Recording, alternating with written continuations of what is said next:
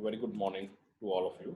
Law of Vidya once again welcomes you all for another deliberation on two important sections which have been inserted last year by the Finance Act, Section 115BAA and Section 115BAB. So let me just share the presentation and then we take forward from there. So today we will be sharing this small video on these two important sections, 115BAA and Section 115BAB. तो शायद ऐसे section 115BAA and BAB ऐसे सेक्शनों के नाम से तो शायद हम ना पहचान सकें, बट अगर मैं वैसे बताना चाहूँ तो आप सभी को पता होगा there were two tax rates जो पिछले साल आए थे, 22% and 15% in the case of companies. तो आज हम उन सेक्शंस के बारे में बात करेंगे जो 22% और 15% टैक्सेबिलिटी के बारे में बात करता है। तो primarily the initiative reason behind these sections which were inserted on 20th September 2019, याद रखिएगा ये फाइनेंस एक्ट 2019 में जो हुआ उसके बाद इन्होंने ये चीज एप्लीकेबल की थ्रू ऑर्डिनेंस। ये दो सेक्शन लाए गए जो बात करते हैं कंपनीज के बारे में, और खासकर ये दोनों ही सेक्शन 22% और 15% जो टैक्स रेट्स हैं, ये दोनों ही सेक्शन जो बात करते हैं they talk about domestic companies only. So first of all हमारे दिमाग में ये चीज बैठ जानी चाहिए कि ये दोनों ही जो सेक्शन हैं ये सिर्फ और सिर्फ डोमेस्टिक कंपनी पे एप्लीकेबल है and no other person defined under section 231। So कहने का मतलब क्या है, अगर मैं इंडिविजुअल हूँ, मेरा सेसी एक इंडिविजुअल है, मेरा क्लाइंट एक एचयूएफ है, मेरा क्लाइंट एक पार्टनरशिप फर्म है, मेरा क्लाइंट एक एओपी है, उन सब पे ये सेक्शन नहीं लगेंगे, दोनों सेक्शन। सो 22% और 15% की अगर हम बात करें तो एक पार्टनरशिप फर्म आ गई तो सॉरी 30% टैक्स रेट है, 22% कहीं कवर नहीं हो रहा, 15% कहीं पे कवर नहीं हो रहा। बट ये दो सेक्शन स्पेसिफिकली बात कर रहे थे 22 और 15 के लिए। तो पहले मैं 22% वाला सेक्शन जो है वो है 115BAA। So 115BAA speaks about tax rates of 22%। इसकी जो कंडीशंस हैं वो कुछ लिमिटेड कंडीशंस हैं। पहले तो हम ये देखेंगे कि किस कंपनी किस असेसी पे ये लागू होता है। तो ये जो 115BAA है ये सिंपली अगर मैं कहना चाहूँ तो सिर्फ और सिर्फ डोमेस्टिक कंपनी के ऊपर ये लागू होता है, सिर्फ और सिर्फ डोमेस्टिक कंपनी के ऊपर सिर्फ और सिर्फ डोमेस्टिक कंपनी के ऊपर। अब डोमेस्टिक कंपनी क्या होती है अगर हम जानना चाहेंगे तो डोमेस्टिक कंपनी को दो परिभाषा में डिवाइड करूंगा। Domestic company can be an Indian company and also can be a foreign company. और इन अदर वे मैं कहना चाहूंगा कि इंडियन कंपनी जो है वो हमेशा और हमेशा डोमेस्टिक कंपनी कहलाएगी। अब इंडियन कंपनी कौन सी होती है? जो कंपनीज एक्ट 1956 या 2013 के अंदर रजिस्टर हो, इररिस्पेक्टिव ऑफ उसकी मैनेजमेंट कहाँ पे है। ऑन द अदर साइड अगर फॉरेन कंपनी जिसकी 100% मैनेजमेंट और कंट्रोल इंडिया से है तो उसे हम डोमेस्टिक कंपनी कहलाएंगे। सो ये सेक्शन जो है सिर्फ और सिर्फ डोमेस्टिक कंपनी पे लागू होता है, पहली बात तो ये। दूसरा, जिस दिन ये ऑर्डिनेंस आया था क्या उस दिन के बाद की कंपनियों के ऊपर लागू है कि उससे पहली वाली कंपनियों पे भी ये लागू है, डोमेस्टिक कंपनियों पे? तो ये जो सेक्शन है ये बात करता है कि भाई ये तो दोनों ही जो आपका एग्जिस्टिंग है और जो न्यूली इनकॉर्पोरेट है दोनों पर ही ये सेक्शन लागू होता है, राइट। तो डोमेस्टिक 115BAA जो 22% वाला टैक्स रेट है, आपके पास एग्जिस्टिंग जब ऑर्डिनेंस आया उस डेट पे अगर कोई भी कंपनी थी और वो जो आगे की फॉलोइंग कंडीशंस फुलफिल कर देगी तो भाई वो 22% टैक्स रेट पे आ जाएगी। और अगर आप उसके बाद कोई नई कंपनी बनाते हैं तो भाई कोई प्रॉब्लम नहीं है, उसके ऊपर भी हम आपको 22% टैक्स रेट का बेनिफिट दे सकते हैं प्रोवाइडेड कि आप कंडीशंस को फॉलो कीजिए। अब क्योंकि ये असेसमेंट ईयर 2020-21 से लागू है, सो कहने का मतलब क्या है कि जहां जो मैंने अभी मेरा ये साल चल रहा है, जो मैंने साल क्लोज करना है पिछला 31/3/20, सो फाइनेंशियल ईयर 19-20, में मैं अपनी कंपनीज को और जो डोमेस्टिक कंपनीज हैं उनको ये 22% का बेनिफिट दे सकता हूं। अगर मैंने उनको 22% का बेनिफिट देना है तो जब मैं रिटर्न फाइल करूंगा उस टाइम पे एक साथ में फॉर्म नंबर 10 आईसी मुझे सबमिट करना पड़ेगा। This form number 10 IC will give the assessee the right to exercise this option. And please, we have to remember that once we decide this, then we cannot withdraw this subsequently. So if 115 BAA की दोबारा बात करूं तो ये सिर्फ domestic company पे लगता है, एग्जिस्टिंग हो न्यूली इनकॉर्पोरेटेड हो दोनों पे लग जाएगा। टर्नओवर की कोई लिमिट की कोई कंडीशन नहीं है।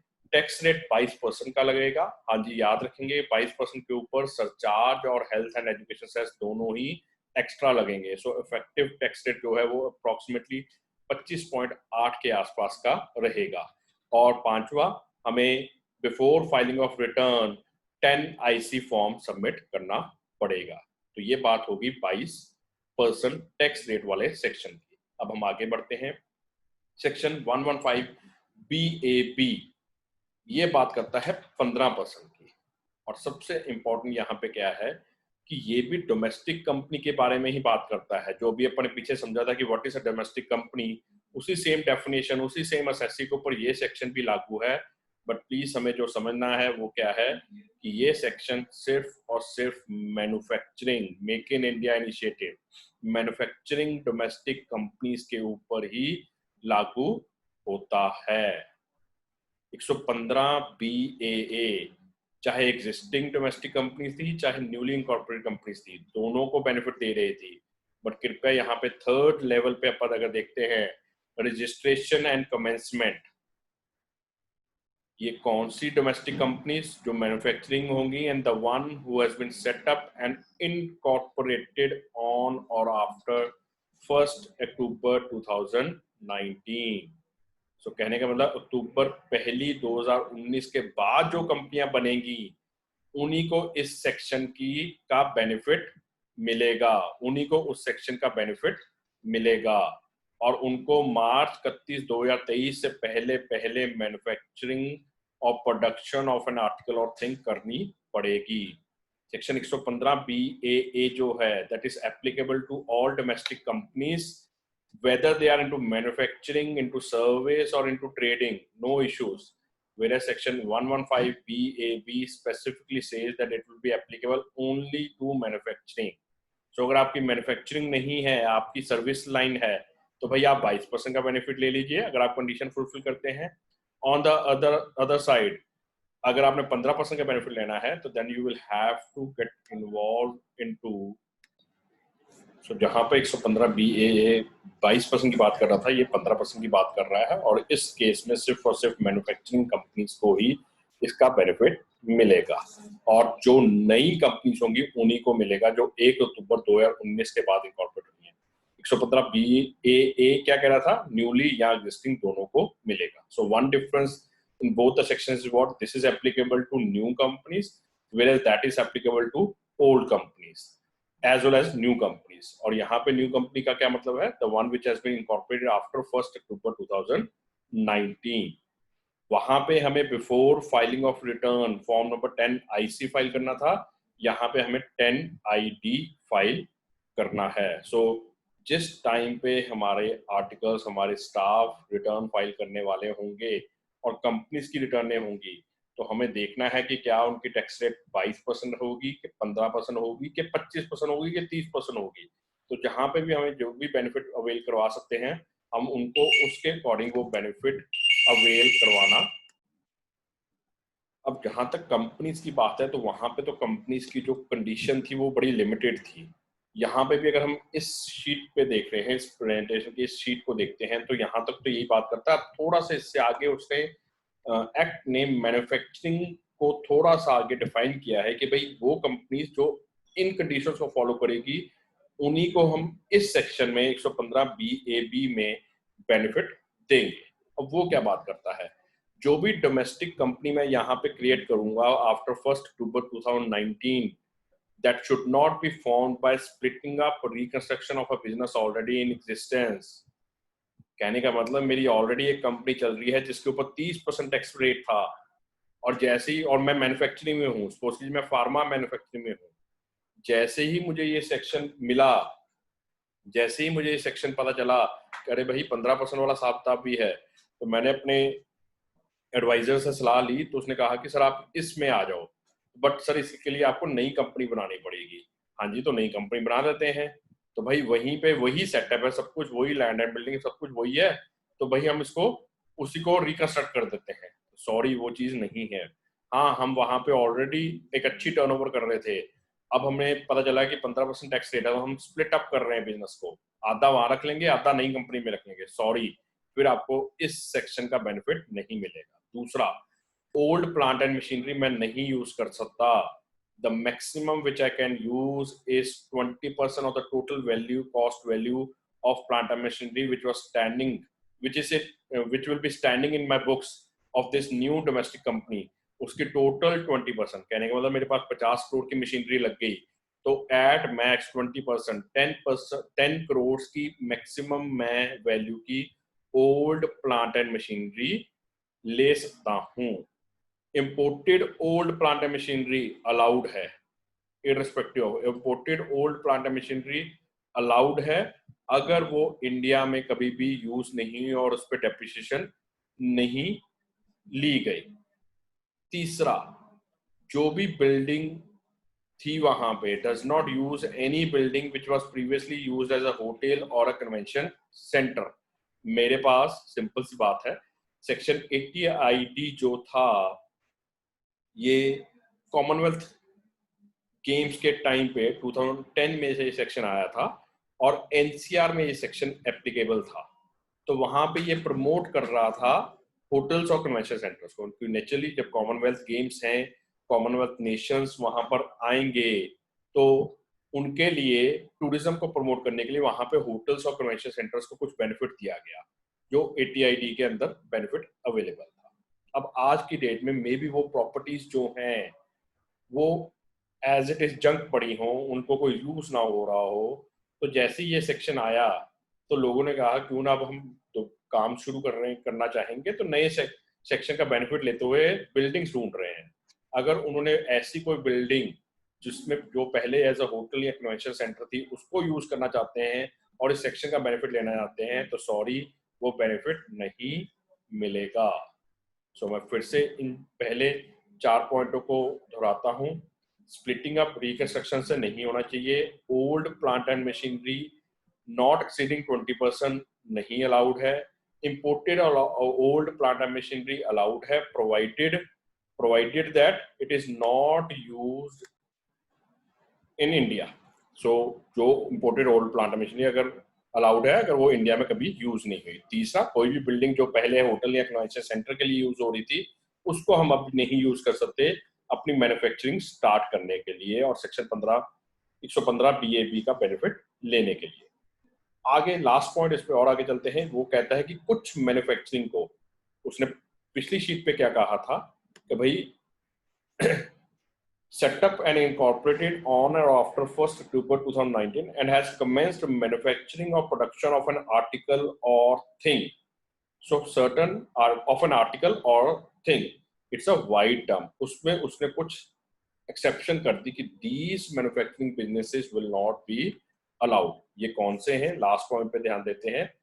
Development of computer softwares, mining, conversion of marble blocks or similar items into slabs, bottling of gas into cylinder, printing of books or production of cinematography or any other business which may be notified by the central government. So 5 total वो बात कर रहा है। Computer software की development, mining, marble blocks को convert करना slabs में, bottling of gas into cylinders और प्रिंटिंग ऑफ बुक्स और प्रोडक्शन ऑफ सिनेमाटोग्राफी फिल्म्स। तो फॉर द टाइमिंग ये 5 मैन्युफैक्चरिंग बिजनेसेस को 15% का बेनिफिट नहीं मिलेगा, इवन इफ ये 1 अक्टूबर 2019 के बाद सेटअप और इनकॉर्पोरेट हुई हैं। 15% के अलावा और कैसे टैक्स रेट्स लग सकते हैं, क्योंकि 15% तो लगेगा मैन्युफैक्चरिंग के ऊपर। अगर साथ में ये कंपनी, मैं एक एग्जांपल लेता हूँ, साथ में ये कंपनी अगर कुछ ट्रेडिंग का काम भी कर रही है, तो क्या ट्रेडिंग वाले काम पे भी उनको 15% का बेनिफिट मिल जाएगा? नहीं। तो जैसे मैं सेकंड पॉइंट को देखता हूँ, तो वहां पे वो कहता है कि income from non manufacturing activities at the rate of 22%। Thirdly, first point जो है वो क्या बात करता है, अगर कोई भी हमारी स्पेसिफाइड डोमेस्टिक ट्रांजेक्शन हो रही है किसी रिलेटेड पार्टी के साथ और 20 करोड़ से ऊपर की एक्सीड कर रही है और कल एओ को सेक्शन 92 बीए लगाना पड़ता है और कुछ एडजस्टमेंट करनी पड़ती है, जो जितनी भी एक्स्ट्रा एडजस्टमेंट करेगा, आपने प्रॉफिट डिक्लेयर कर दिया 1 करोड़ का, एओ ने एडजस्टमेंट करके आपको प्रॉफिट इंक्रीज कर दिया 20 लाख से 1.20 करोड़ कर दिया, तो जो एक्स्ट्रा 20% है उस पर 15% रेट नहीं लगेगा, उस पर 30% रेट लगेगा।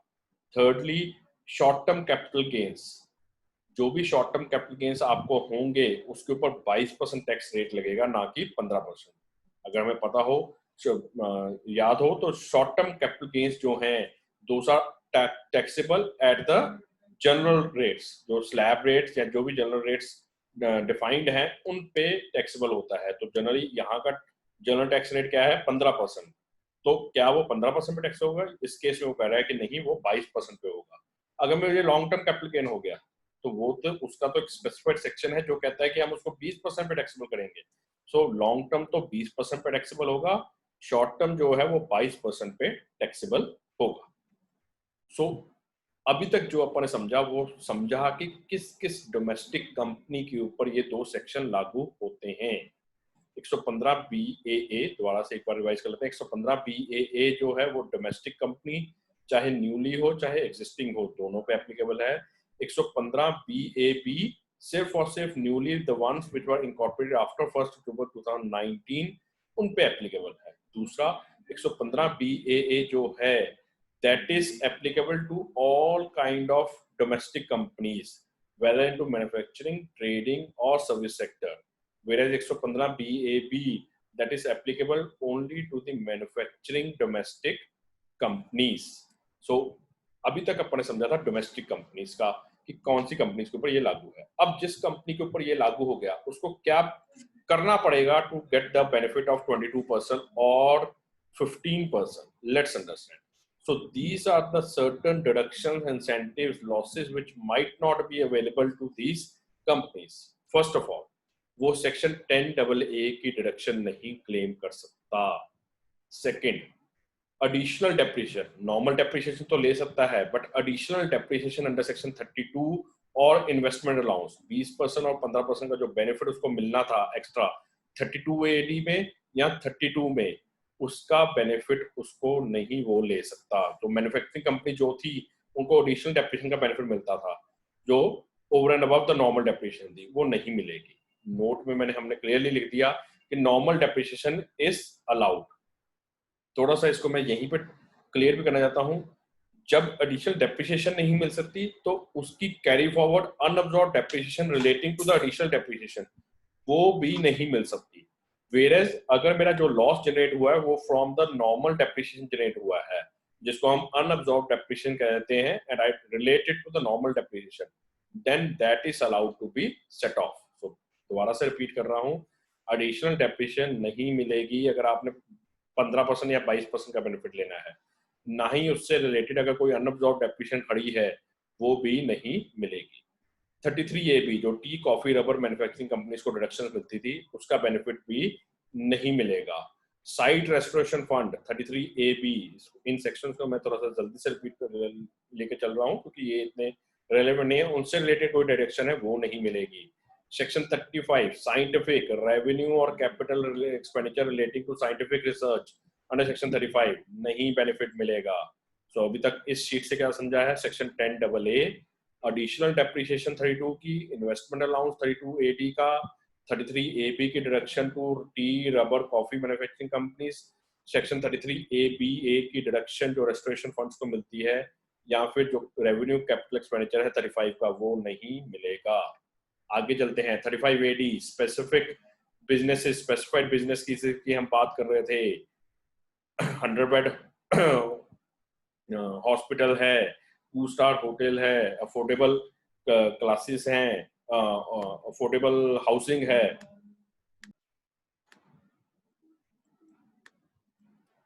हनी मैन्युफैक्चरिंग है, पाइपलाइन इंस्टॉलेशन है, ऐसे कई बिजनेस 3580 में आते हैं और आपको कैपिटल एक्सपेंडिचर मिलता है, वो नहीं मिलेगा कैपिटल एक्सपेंडिचर। 35CCC, 35CCD उससे रिलेटेड जो एक्सपेंडिचर था एग्रीकल्चर एक्सटेंशन प्रोजेक्ट्स और स्किल डेवलपमेंट प्रोजेक्ट से उससे रिलेटेड जो डिडक्शन थी वो आपको नहीं मिलेगी।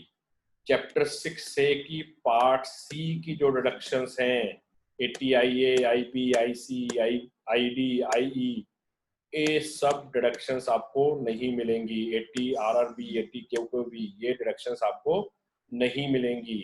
80 JJA, 80 M ये मिलेंगी सिर्फ, ये सिर्फ और सिर्फ 80 JJAA और 80 M जो डिडक्शंस हैं वही सिर्फ दो मिलेंगी हमें deductions.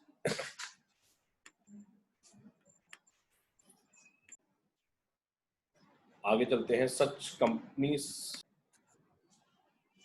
Such companies will also not be allowed to set off of loss or unabsorbed depreciation। समझते हैं assessment year 2021 is the year जिस साल से हमें ये सेक्शंस क्या बेनिफिट मिलना है 22% और 15% का। सरकार कहती है असेसमेंट ईयर 19-20 तक अगर आपके पास कोई भी लॉस था मैं उसका सेट ऑफ नहीं दूंगा।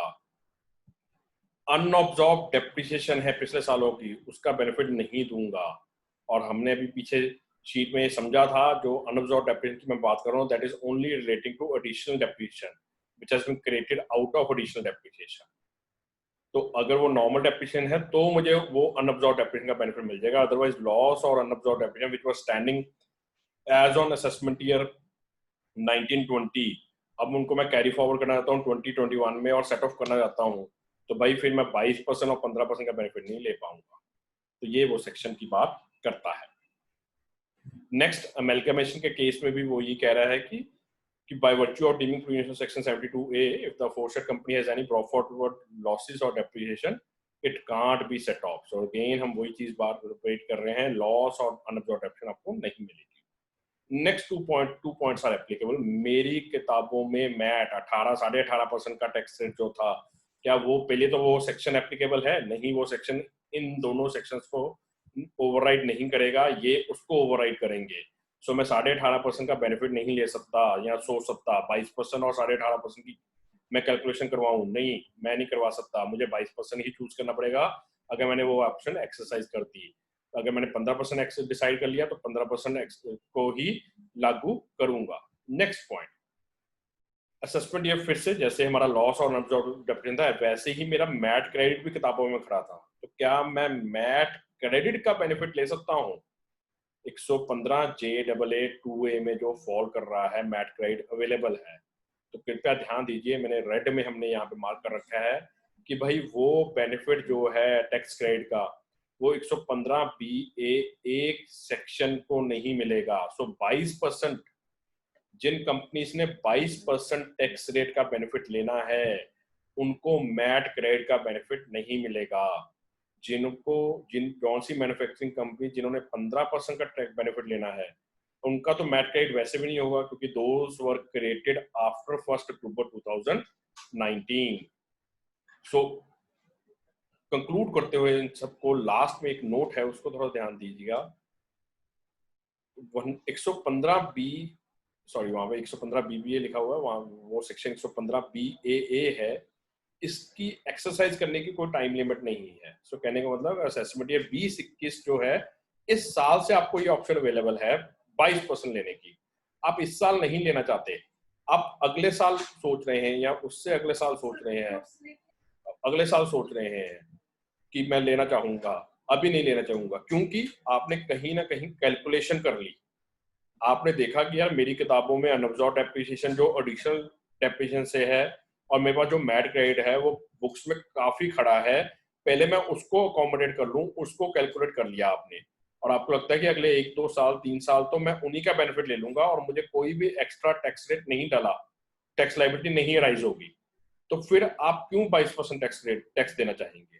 तो इसलिए ध्यान देने वाली बात यह है कि भैया अगर मैंने 115BA के अंदर 22% का बेनिफिट लेना है और मेरी किताबों में अनअब्जॉर्ब्ड डेप्रिसिएशन और मैट क्रेडिट खड़े हैं और उनकी कैलकुलेशन करता हूं और मुझे लगता है कि भाई अभी मुझे टैक्स नहीं देने की लायबिलिटी देने की लोड नहीं है, तो आप सेक्शन 115BA को आराम से एक्सरसाइज कर लीजिए। असेसमेंट ईयर 21, 22 में कर लीजिए, 22, 23 में कर लीजिए, किसी भी अगले साल में कर लीजिए, इस साल में करने की आपको लोड नहीं है। एंड लास्टली, आप जब एक बार इन सेक्शंस में आ गए, सबसे स्टार्टिंग में अपने समझा था, आप जब एक बार इन सेक्शंस को डिसाइड कर लेते हैं कि मैं 22% और 15% में आऊंगा, तो आप बाहर नहीं निकल पाएंगे, आप विड्रॉ नहीं कर सकते सब्सिक्वेंट ईयर्स के लिए। मन नहीं है कि किसी साल चले जाएंगे, किसी साल नहीं निकलेंगे। अब वो क्या कहता है कि अगर कोई कंपनी ऑप्ट कर रही है इन सेक्शंस को और वो कंडीशंस नहीं फुलफिल करती सब्सिक्वेंट ईयर्स में, देन ये जो सेक्शंस हैं 22% और 15% वाले, कंडीशंस क्या थी? वो डोमेस्टिक कंपनीज थी, वो मैन्युफैक्चरिंग कर रही होनी चाहिए, उनको कुछ कंडीशन थी कि उन्होंने प्लांट मशीनरी पुरानी नहीं लेनी थी, बिल्डिंग पुरानी नहीं लेनी थी, कुछ बिजनेसेस ऐसे थे जो वो नहीं कर सकते थे। उन सब कंडीशनें जो हमने पीछे समझी हैं, अगर उनको वो नहीं फॉलो करता में, तो देन ये जो ऑप्शन है, this option will become invalid in respect of the year जिस साल में उन्होंने वो डिफॉल्ट कमिट किया and the subsequent years, and it will always be assumed that this exercise has not been exercise, this option has not been exercised by the company. Secondly, अगर कोई manufacturing, क्योंकि अगर हम देखें तो 115BAA की conditions domestic company क्योंकि ज्यादा नहीं थी, बट जबकि 115BAB में डोमेस्टिक कंपनीज की कंडीशन ज्यादा थी, तो अब कई बार वो उस कंपनी, वो डोमेस्टिक कंपनी वो सारी कंडीशंस को फुलफिल नहीं कर सकती, तो अगर वो उन इनवैलिड हो जाती है अंडर सेक्शन 115BAB, तो क्या वो 115BA 15% टैक्स रेट तो नहीं लग रहा, तो क्या वो 22% टैक्स रेट ले सकती है? लॉ कहता है हाँ जी, they can take benefit of 22%. So what we try to understand from these two sections is that from assessment year 2021, these are the two important sections for our domestic companies which have been made available to the domestic companies. So all the advisors, all the counsels, all the CAs who will be closing their clients' financials for this year, assessment year 2021, they have the option to choose 22% or 15% tax rate for their clients.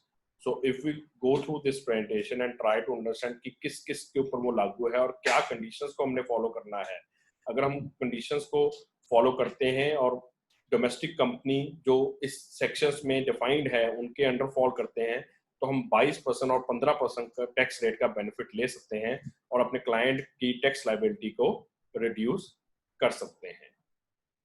तो उम्मीद करते हैं कि आपको ये दोनों sections के ऊपर जो हमारी प्रेजेंटेशन है ये अच्छी लगी होगी, और आगे भी हम ये ऐसी और प्रेजेंटेशंस लेते आएंगे। बहुत बहुत धन्यवाद। Thanks a lot.